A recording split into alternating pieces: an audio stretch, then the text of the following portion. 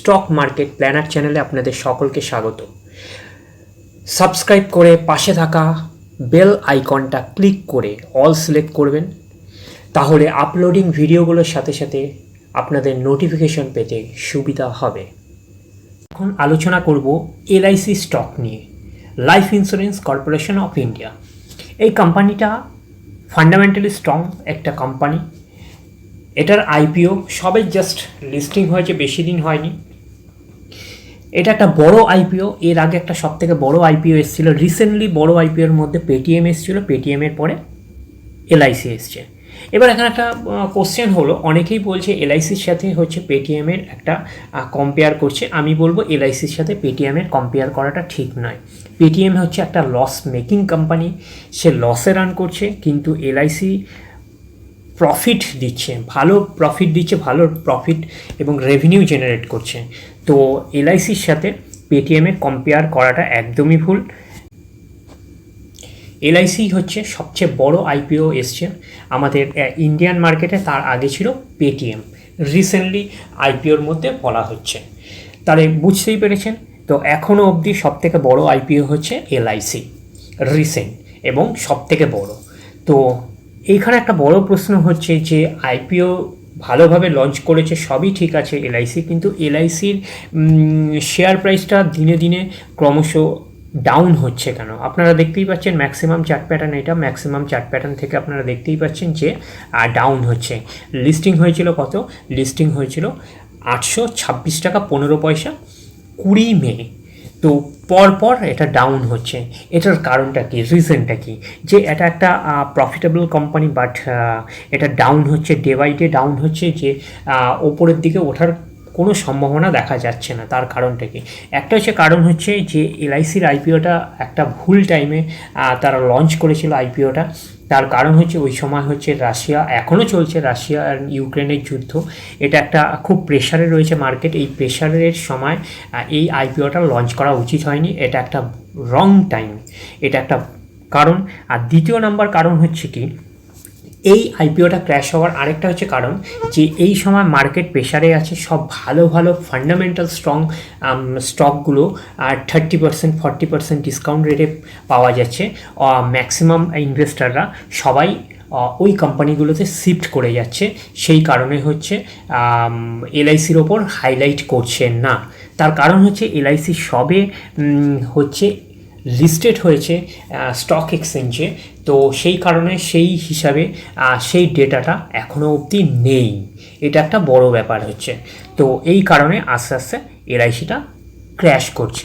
আরেকটা ক্র্যাশ হচ্ছে আপনার হতে পারে সবথেকে বড় ব্যাপার, সেটা হচ্ছে এই 13ই জুনেই দেখা যাবে যে শেয়ারটা কি ক্র্যাশ হচ্ছে কি না। ক্র্যাশ হওয়ার সম্ভাবনা রয়েছে।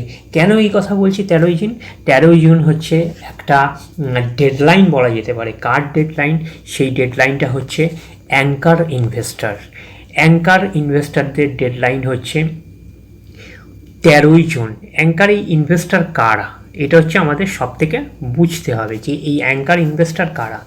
অ্যাঙ্কার ইনভেস্টার হচ্ছে এমন একটা ইনভেস্টার, মানে একটা গ্রুপও হতে পারে, ইন্ডিভিজুয়াল কোনো ব্যক্তি নয়। এটা অনেকগুলো গ্রুপ নিয়েও অ্যাঙ্কার ইনভেস্টার হয়। অ্যাঙ্কার ইনভেস্টার হচ্ছে খুব বড় ইনভেস্টার। অ্যাঙ্কার ইনভেস্টার কনসেপ্টটা আপনাকে বুঝতে হবে। এটা একটা বড় ইনভেস্টার। এরা হচ্ছে IPO লঞ্চের আগে এরা হচ্ছে শেয়ার নেয়, অর্থাৎ এরা হচ্ছে ইনভেস্ট করে। IPO লঞ্চের আগে এরা হচ্ছে ইনভেস্ট করে।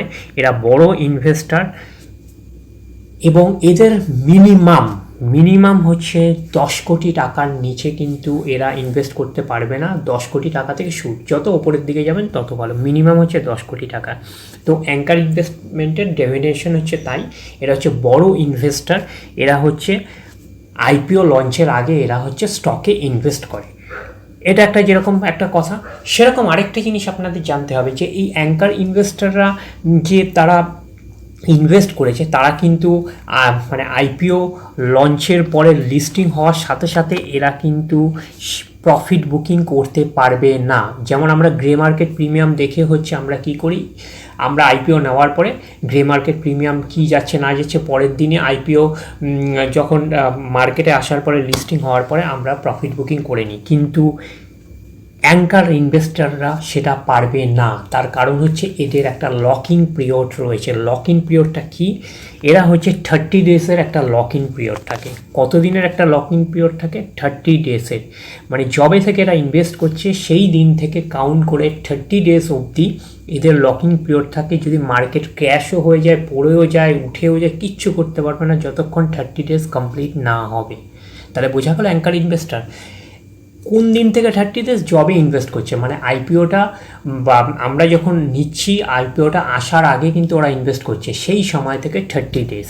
তার মানে বুঝতে পারছেন এই 30 ডেজের পরে ওরা কিন্তু সেটা বিক্রি করতে পারে, আর ইচ্ছা হলে বিক্রি করতে পারে। যদি সেটা তারা দেখে যে না এখন বিক্রি করে লাভ নেই, তারা বিক্রি নাও করতে পারে। সেই হিসাবে হচ্ছে 13ই জুন লক ইন পিরিয়ডটা শেষ হচ্ছে এলআইসির অ্যাঙ্কার ইনভেস্টারদের। এবারে অ্যাঙ্কার ইনভেস্টাররা যদি সেটা বেচে দেয়, এমনিও মার্কেট প্রেশারে রয়েছে, তারা যদি বেচে দেয় তাহলে কিন্তু এলআইসির শেয়ার প্রাইসটা আরও কিন্তু ক্র্যাশ করবে। তাহলে বোঝা গেল, তাহলে অ্যাঙ্কার ইনভেস্টাররা কিন্তু নিয়েছে শেয়ার প্রায় 6 কোটির ওপরে, 6 কোটির ওপরে শেয়ার নিয়েছে। তার মানে এটা কিন্তু 6 কোটি কিন্তু এটা কিন্তু অ্যামাউন্ট নয়, এটা হচ্ছে শেয়ার্স, ইকুইটি শেয়ার্স। এটাকে মাল্টিপ্লাই এখন 7 টাকা 9 দিয়ে যদি গুণ করেন, মাল্টিপ্লাই করলে যত টাকা হয় তত অ্যামাউন্ট এরা কিন্তু ইনভেস্ট করেছে।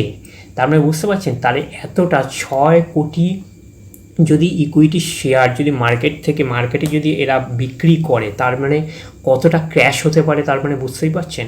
তো অ্যাকচুয়ালি অতটাও এরা বিক্রি করবে না, হয়তো পার্টে পার্টে বিক্রি করবে, কিছু পোর্শনস একটা বিক্রি করবে। এটা নিয়েও একটা সেবি একটা রুলস দিয়েছে যে 100% তারা কিন্তু অ্যাট এ টাইমে, যেমন আগেই ছিল কি যে 30 ডেজ লগ ইন পিরিয়ডের পরে হচ্ছে 100% বিক্রি করে দিতে পারতো, কিন্তু এখন কিন্তু 100% বিক্রি করতে পারবে না। এদের একটা প্রপোর্শনালি একটা রেশিও দিয়েছে যে 30 ডেজ পরে এটা করবে, তার পরবর্তী স্টেজে আর পরের ইনস্টলমেন্ট পার্টটা সে করতে পারবে। যাই হোক, যতটাই করুক, 20% করুক বা 30% করুক, যদি 1 কোটি শেয়ারও করুক বা 2 কোটি শেয়ারও করুক, তাহলে কিন্তু সেইটা কিন্তু ক্র্যাশ করবে।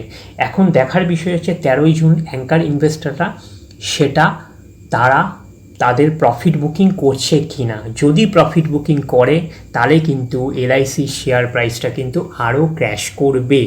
আর যদি তারা না বিক্রি করে, হয়তো ক্র্যাশ করলেও সেই মার্জিনটা কম থাকবে। এখন দেখার বিষয় হচ্ছে 13ই জুন। তাহলে বুঝতেই পেরেছেন অ্যাঙ্কার ইনভেস্টর কাকে বলছে। অ্যাঙ্কার ইনভেস্টররা হচ্ছে কোনো আইপিও লঞ্চের আগে যারা ইনভেস্ট করে, বড় ইনভেস্টর, তাদেরকেই অ্যাঙ্কার ইনভেস্টর বলে। এবং তাদের অ্যামাউন্ট ন্যূনতম 10 কোটি টাকার নিচে হলে হবে না, মিনিমাম হচ্ছে 10 কোটি টাকা তাদের থাকতে হবে, তাদেরকেই অ্যাঙ্কার ইনভেস্টর বলছে। তাহলে ক্লিয়ার হলো, এটা সব আইপিও, শুধু এলআইসি বলে না, যত আইপিও আছে সব আইপিও। তাহলে আপনাদের কাছে ক্লিয়ার হলো। তাহলে এলআইসি পড়ার পেছনে, ডাউনের পেছনে কী কারণ আছে, আর পরবর্তী টাইমে কি হতে পারে, আরও ডাউন হতে পারে কি না, সেটা আপনারা বুঝতে পেরেছেন। হ্যাঁ, একটা জিনিস বলবো যে এলআইসি যদি আপনারা কিনে থাকেন, লসে বিক্রি করবেন না, আপনারা হোল্ড করে থাকুন। কোম্পানিটা কিন্তু ফান্ডামেন্টালি স্ট্রং কোম্পানি। এটার হচ্ছে প্রেসিডেন্ট অফ ইন্ডিয়া হচ্ছে এর প্রমোটার, সেই কারণে কিন্তু আপনারা ধরে রাখতে পারেন যে এটা কিন্তু হোল্ড করুন, এটা হোল্ড করুন। মানে এটা কিন্তু সহজে কিন্তু ছাড়বেন না, লসে ছাড়বেন না, ঠিক আছে। এইটুখানি বলতে পারি। হ্যাঁ, যদি দেখা যেত যে কোম্পানিটার মধ্যে সেরকম পোটেনশিয়ালিটি নেই, তাহলে আপনারা হোল্ড না করে ছেড়ে দিতে পারতেন, আলাদা। কিন্তু কোম্পানিটার মধ্যে পোটেনশিয়ালিটি আছে, আপনারা হোল্ড করে রাখতে পারেন, কন্টিনিউ করতে পারেন, এইটুখানি বলতে পারি। তাহলে আপনারা বুঝতে পারলেন যে এলআইসির লক ইন পিরিয়ড হচ্ছে 13 জুন, হচ্ছে 13ই জুনে হচ্ছে লক ইন পিরিয়ডটা শেষ হচ্ছে অ্যাঙ্কার ইনভেস্টারদের। এবারে অ্যাঙ্কার ইনভেস্টাররা কী করছে সেইটাই এখন 13ই জুনের ওপর আমাদের দেখতে হবে। তখনই আমরা বুঝতে পারবো যে এলআইসিটা ক্র্যাশ করবে কি না। তাহলে ক্লিয়ার হলো। তাহলে এটা একটা, কিন্তু এই মেগা আইপিওটা যখন লঞ্চ করেছে অনেকটা মানে এমন একটা টাইমে লঞ্চ করেছে যেটা হচ্ছে মানে আইপিও লঞ্চের পক্ষে কিন্তু একদম ক্রুশিয়াল টাইম, একদম ঠিকঠাক টাইম না। এই কারণের জন্যই কিন্তু মানে এলআইসি আইপিও লঞ্চের পরেও কিন্তু তার শেয়ারটা আস্তে আস্তে কিন্তু ক্র্যাশ করছে। বোঝা গেল ব্যাপারটা। তাহলে আশা করি আপনারা ভিডিওটা বুঝতে পেরেছেন। আর যদি ভালো লেগে থাকে তাহলে প্লিজ লাইক অ্যান্ড সাবস্ক্রাইব করবেন। ধন্যবাদ।